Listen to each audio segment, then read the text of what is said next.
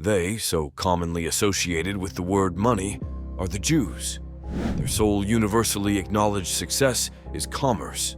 The world's wealthiest families somehow trace back to the Jews in advanced financial fields.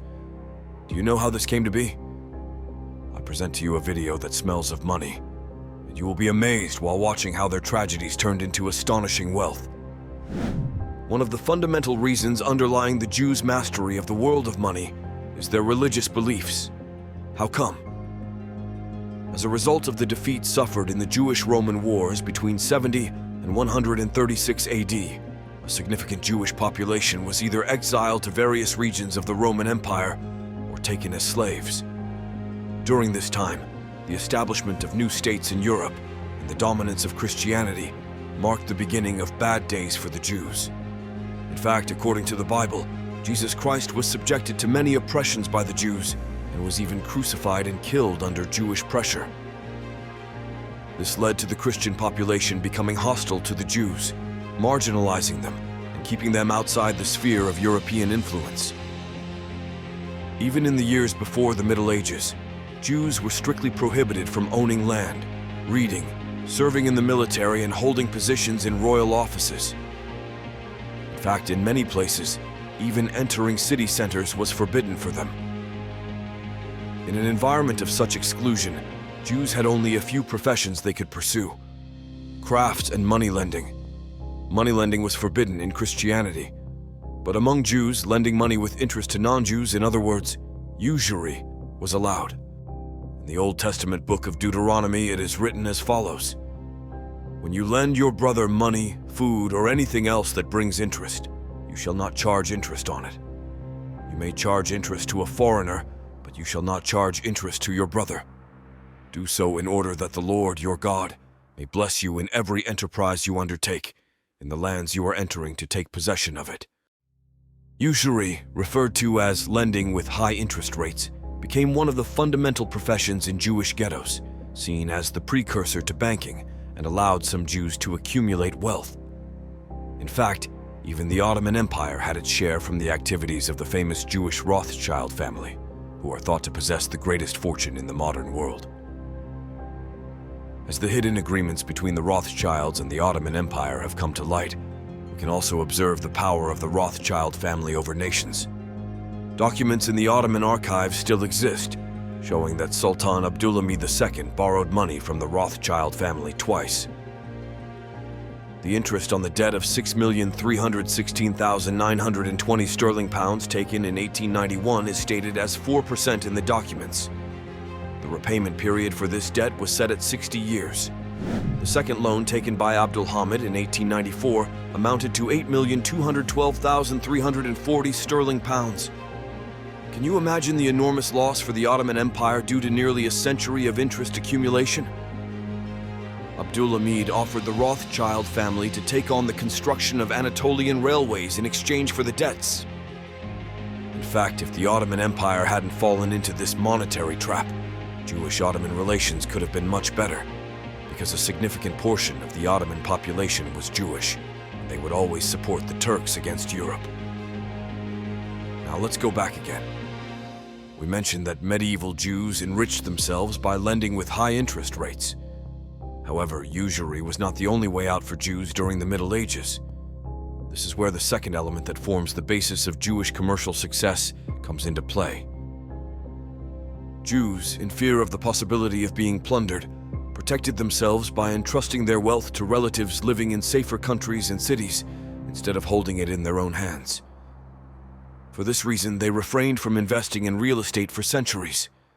Their philosophy was, be ready to flee, invest in what's light to carry, but heavy in value. With this principle, they converted their gains into more valuable metals like gold and silver, instead of real estate. These metals were valuable everywhere in the world, ensuring that their owners didn't lose their wealth even when they were exiled. Additionally, due to their small numbers and the fact that they were marginalized throughout Europe, Jews were tightly knit. Since they couldn't engage in professions allowed for Christians, they could only work with each other. Take a look around you. Even in social circles, you've probably seen or experienced people who envy each other for the money they earn. But for a Jew, it's equally important for their friends and relatives to become wealthy, as it is for themselves, because they couldn't survive in any other way, and money attracts money. Therefore, while Jews initially provided job opportunities for their neighbors, they also used their relatives living in other countries as branches to help them become wealthy. Even though they were exiled to different countries, Jews managed to maintain their connections due to the obligation to marry only Jews because of their religious beliefs and their small numbers. This allowed them to keep their bonds intact so that they could embrace each other when they faced difficulties. Today's large family businesses are also built on the foundations of these family ties of Jews. As I mentioned at the beginning of the video, Jews were prohibited from conducting trade and receiving education in the countries they resided in. Therefore, wealthier families allowed their children to spend part of their lives with their relatives in other countries to learn different trades and gain a broader perspective of the world. Today's large family businesses similarly require their children to work in different companies for about 5 years after university, instead of hiring them into their own businesses, ensuring that they see the system more objectively. A famous Jewish saying beautifully summarizes this educational process. If you don't teach your children how to make money, they will learn how to steal. By the way, do you believe that only names like Rothschild, Rockefeller, and Albert Einstein are Jewish? Or do you think even Christopher Columbus, the one who discovered America, could have been Jewish? Please write your ideas in the comments.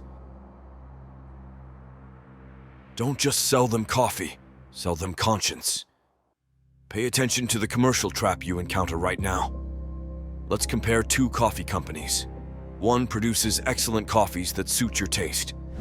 The other puts up posters claiming that a portion of the earnings from every coffee you buy will go to poor children in Africa or provide scholarships for underprivileged youth. Which coffee company would you prefer? Another Jewish philosophy that constitutes one of the basic principles of today's major corporations is, if you earn $10, live a $1 life. When you look at well-established companies, you may have noticed the fact that family members try not to be in the media spotlight and avoid extravagance. In fact, you might not even recognize many of them.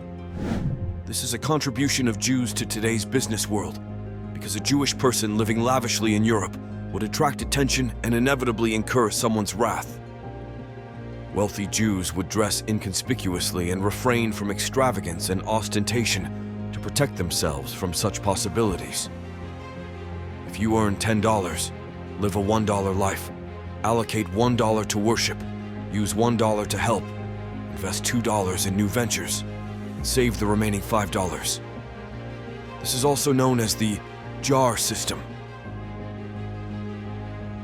Indeed, the aim of making money is to lead a comfortable life. One of the definitions of comfort is having a reserve that can cover your needs when necessary.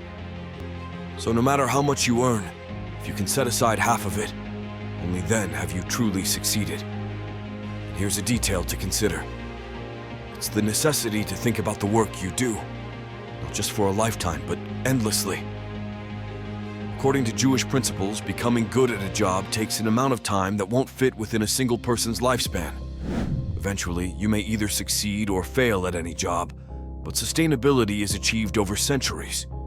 Therefore, if you're not teaching the intricacies of your learned profession to the next generation, your children, and encouraging them to continue working in this field, then you have failed. When you listen to the stories of most Jewish companies around the world, you'll hear that they began as small shops on back streets and later expanded globally by institutionalizing.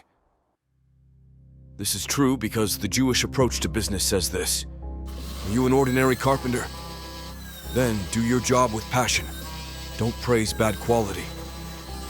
The one who needs it will buy even the bad.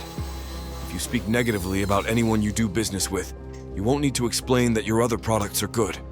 Don't speak ill of the people you do business with. Stand by your word. If you follow these words, you'll sell the most chairs in your neighborhood. If your children listen to you, they'll become the ones selling the most chairs in your town. If your grandchildren listen, no one else but you can sell chairs. Let's explain this with an example from our own lives. Let's say you're a construction worker, and you want your children to get an education. According to this Jewish logic, it's a wrong approach. If you're a construction worker and you manage to save some of what you earn, all you need to do is to learn the fine points of your job. If your children have saved enough money to build and sell a house, then your grandchildren will be building the best homes for hundreds of people. Another key point is knowing that giving up $3 for your friends will bring you $5 for your children. So, what does this mean? Now we're facing an interesting situation. During the construction phase of a touristic port, local businessmen entered a bid to operate the port and offered the highest prize. However, a mysterious Jewish businessman stepped forward and warned, "If I don't operate this port, not a single tourist will come here." Indeed, international travel agencies began canceling cruise tours, and the port operation was given to the Jewish family. This is what they call holding each other up.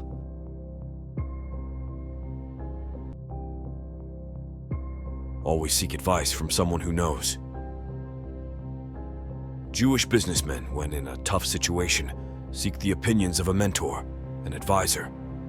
A mentor from outside the company, experienced in trade, and looking at things from an external perspective without adding emotions, will always provide more accurate insights than those involved in the business. The covenant should always be in writing. If you listen to the street, you'll hear about people who lend money to their friends but can't get it back, or those who vouched for someone's loan and are now burdened with hefty payments. However, Jews never make verbal agreements. Trust and business are two different matters, because people can be unreliable and words can be forgotten. Otherwise, you might hear words like, "I'll pay you back when I can," or "Was it really about money for you?" while requesting your debt, and you might end up feeling embarrassed. Give as a gift first, then sell. One of the smartest moves by Jews is creating a need before making a sale. This practice is truly a brilliant discovery. Imagine you have a tractor factory. If you distribute tractors to large farmers for free, over time users will have spare part requirements and repair needs. This in turn means you'll need to open new factories in that region and start selling your products. Additionally, the best advertisement is word of mouth. So every farmer to whom you gave a free tractor is actually paving the way for other farmers to buy tractors from you, because it's human nature. Everyone who enjoys a meal wants others to taste it too. Ask yourself if it's true or not. Now you might say that not every Jew is rich. Of course not. Different classes are necessary for societies to survive. Yes, there are poor Jews. There are Jews who have failed in their endeavors. But the key point here is that Jews, despite making up just 0.2% of the world's population, have achieved commercial success on a scale 100 times their population capacity. It's truly a fact that there are many economic lessons we can learn from them. It's clear that they will continue to be one of the most influential societies in the world for years to come. Hopefully, their determination in trade will one day open the door to world peace as well. I'm Ethan Godfrey. Thank you for watching this video. I share a new video every week. If you enjoyed the video, please give it a thumbs up and subscribe to my channel. Thank you and take care until next week.